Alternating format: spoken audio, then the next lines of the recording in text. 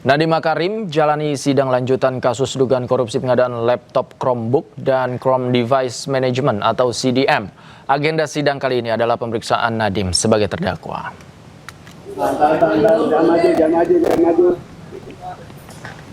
Sebelum memasuki ruang sidang, Nadiem disambut para pengemudi ojek online. Agenda sidang kali ini adalah pemeriksaan Nadiem sebagai terdakwa.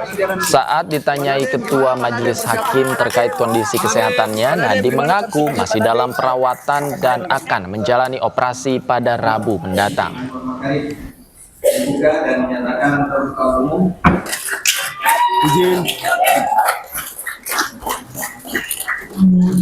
Turut menghadiri sidang pemeriksaan Nadiem sebagai terdakwa. Nadiem Makarim menghampiri dan memeluk Rocky di ruang sidang sebelum menuju kursi terdakwa. Rocky menilai jaksa kelelahan menghubungkan fakta menjadi bukti atas apa yang dituduhkan ke Nadiem.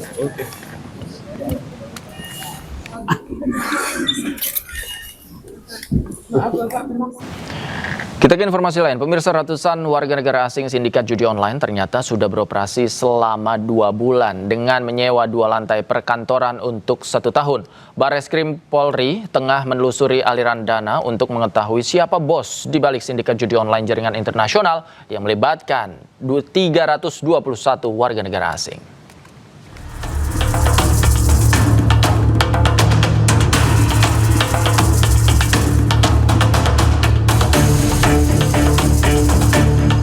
Bareskrim Polri menggerebek gedung Hayam Wuruk Plaza Tower, Jakarta Barat. Di lokasi 321 WNA tengah menjalankan aktivitas judi online. Sindikat judi online jaringan internasional ini telah beroperasi selama 2 bulan dengan sedikitnya 75 domain dan situs yang digunakan untuk judi online. Selain mengamankan 321 WNA, polisi juga menyita paspor, ratusan telepon genggam, laptop, komputer, serta uang tunai dalam berbagai mata uang. 321 WNA mayoritas dari Vietnam, sisanya dari Laos, Myanmar, Thailand, Malaysia, serta Kamboja. Minggu sore 320 WNA dipindahkan ke tahanan imigrasi dengan pengawalan ketat Brimob bersenjata lengkap. Sementara seorang di antaranya dibawa ke Bareskrim Polri. Ratusan WNA ini mengetahui direkrut untuk menjalankan operasi judi online. Para pelaku bahkan tinggal di sekitar gedung, sementara 2 lantai gedung disewa selama 1 tahun. Seperti kita ketahui semua bahwa rencana hari ini kita akan menitipkan para pelaku ke rumah detensi imigrasi yang nantinya akan dibagi menjadi 2 tempat, yaitu yang pertama di Kuningan dan yang satunya lagi ada di Jakarta Barat. Perlu kami sampaikan bahwa terhadap 321 pelaku yang akan kami titipkan adalah 320 karena mereka adalah warga negara asing. Sedangkan yang 1 orang kami akan bawa ke Bareskrim.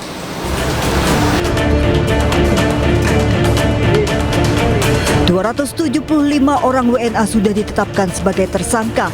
Polisi terus menelusuri siapa otak di balik sindikat judi online jaringan internasional ini, termasuk menelusuri aliran dana, server, dan jejaring komunikasi internasional yang digunakan para pelaku, serta memeriksa pemilik gedung. Di Jakarta, Tim Liputan iNews melaporkan. Kita ke informasi lain, pemirsa. Menteri SDM Bahlil Lahadalia menawarkan negara ASEAN untuk membangun pusat penyimpanan cadangan minyak. Bahlil mengusulkan agar fasilitas itu dibangun di Indonesia.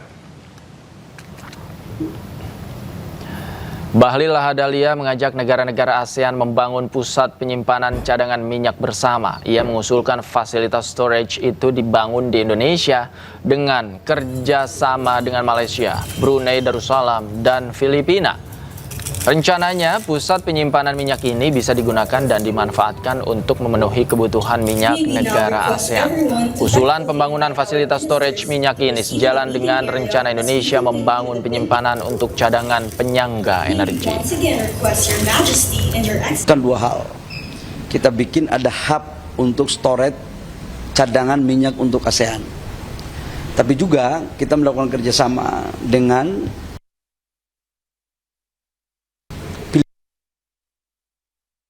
Nah, ini adalah ide yang bagus. Kita membangun storage di mana aja, tapi kemarin saya tawarkan untuk di Indonesia. Kita membangun cadangan yang cukup besar, yang pada akhirnya kemudian ini menyuplai ke negara-negara di Asia Tenggara. Itu satu. Yang kedua, kita juga berpikir bahwa dalam rangka mengamankan pasokan sumber daya energi yang ada, sudah saatnya kita mengoptimalkan potensi energi yang lain, seperti energi baru terbarukan. Nah, kemarin Bapak Presiden Prabowo menyampaikan tentang biodiesel yang sudah B50, bahkan untuk kita memakai solar panel 100 gigawatt. Nah, kemudian kita melakukan kerjasama juga dengan Malaysia untuk PLTA, Power Grid. Dan pemirsa, News Sore selanjutnya akan ditemani rekan saya Anita Dewi. Selamat sore Anita, ada informasi apa lagi di News Sore? Selamat sore Davi, tentunya News Sore akan hadir dengan sejumlah informasi pilihan lainnya, di antaranya.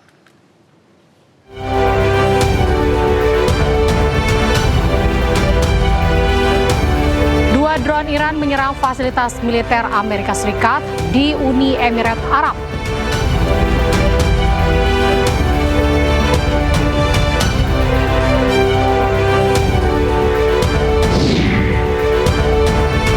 Di tengah gencatan senjata, Israel mengklaim telah menyerang 40 lokasi yang diduga milik Hizbullah di Lebanon Selatan.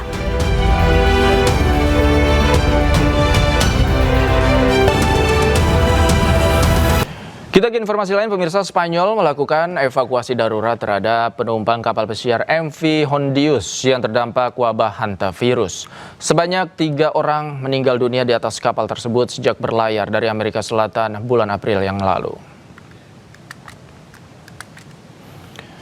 Para penumpang kapal pesiar MV Hondius yang terpapar hantavirus dievakuasi di Pulau Tenerife, Kepulauan Kanari, Spanyol. Warga Spanyol menjadi kelompok pertama yang dievakuasi dan langsung diterbangkan ke Madrid untuk menjalani karantina. Sementara para penumpang dari Eropa dan Amerika Utara dipulangkan ke negaranya masing-masing dengan penerbangan yang telah disiapkan oleh pemerintah terkait.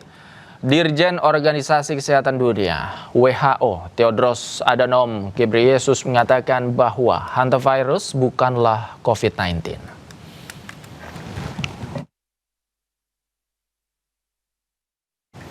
Konflik di Timur Tengah tak kunjung usai setelah aksi saling tolak proposal damai Amerika Serikat dan Iran. Usai jeda, kami segera kembali.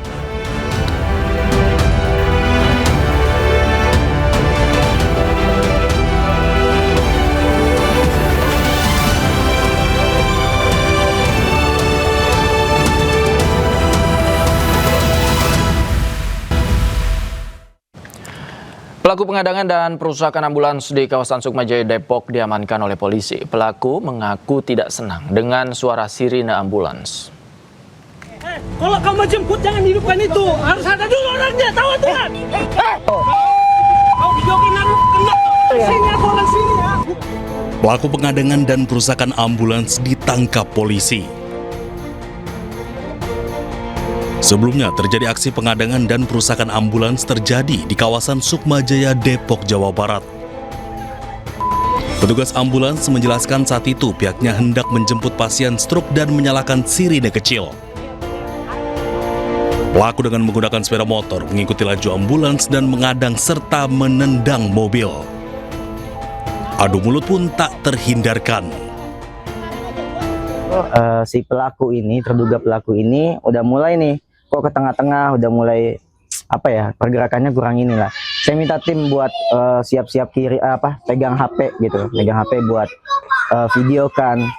Nah setelah itu kita debat lah segala macam, dia nggak terima, ambulan itu tidak diperkenankan apabila tidak membawa pasien. Di TKP pertama itu sudah diusir sama masyarakat. Nah setelah diusir dia kembali lagi, maju lagi, kemudian menghadang kayak motong jalan gitu. Mulai dari itu, dari nonjok-nonjok terus nendang-nendang mobil sampai mobil kita itu ada penyok ya. Namun saat ini pelaku sudah kami amankan di Polres Metro Depok dan saat ini masih dalam proses penyidikannya. Awal dari kejadian tersebut pelaku tidak senang dengan suara sirine dari ambulan tersebut. Akibatnya, pasien mengalami keterlambatan penanganan selama 15 menit. Sementara ambulans mengalami penyok di bagian sisi kiri depan mobil. Dari Depok, Jawa Barat, Iyung Rizky, iNews melaporkan. Nekat komplotan pencuri motor bersenjata api beraksi siang hari di Duri Kepa, Jakarta Barat. Ketiga pelaku bahkan melepas 3 kali tembakan.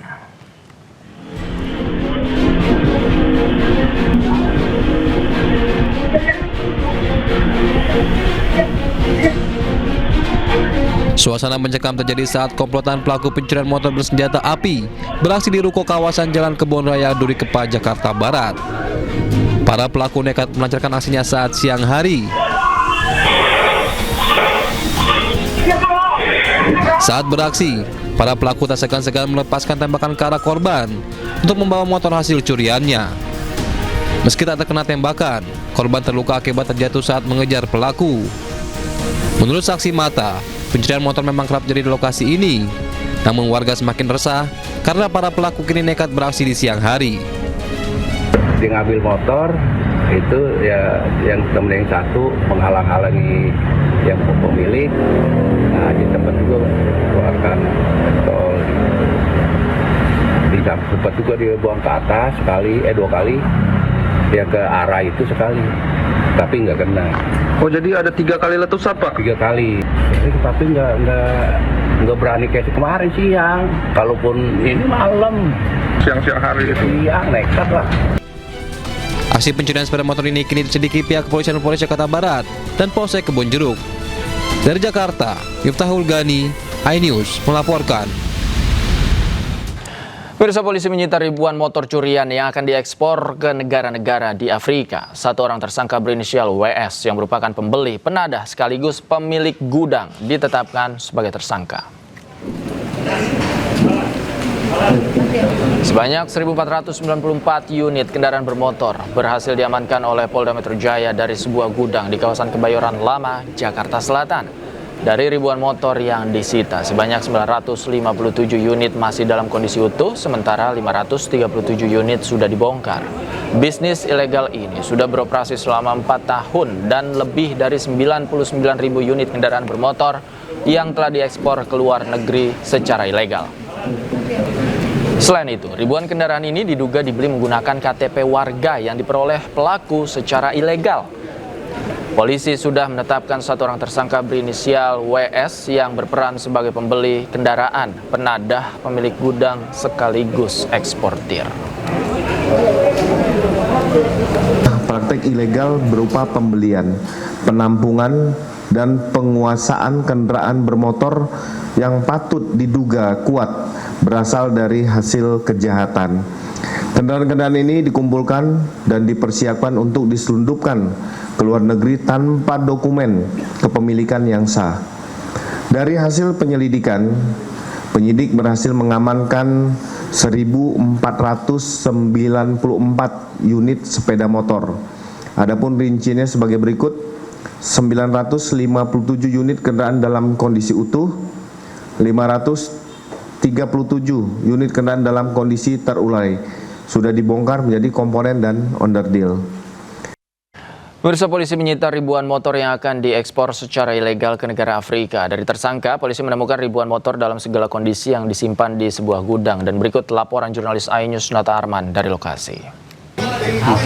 Pemirsa, Polda Metro Jaya berhasil menggagalkan terkait dengan ekspor kendaraan bermotor secara ilegal, yang mana tercatat ada 1.494 unit kendaraan yang berhasil disita diamankan oleh pihak kepolisian dari Polda Metro Jaya. Dan memang ini kondisinya ini beragam. Bisa dikatakan bahwa ada 957 kendaraan bermotor ini unitnya utuh, dan juga ada 537 unit kendaraan yang sudah dibongkar seperti ini, dipreteli. Kemudian bisa Anda saksikan juga ini berbagai spare part, mulai dari mesinnya, kemudian juga dari rangka, ada pun dashboardnya, kemudian ada stang dan lain-lain. Ini sudah dilakukan pemisahan yang berfungsi untuk memudahkan ketika nanti dilakukan pengiriman ke negara Afrika tersebut.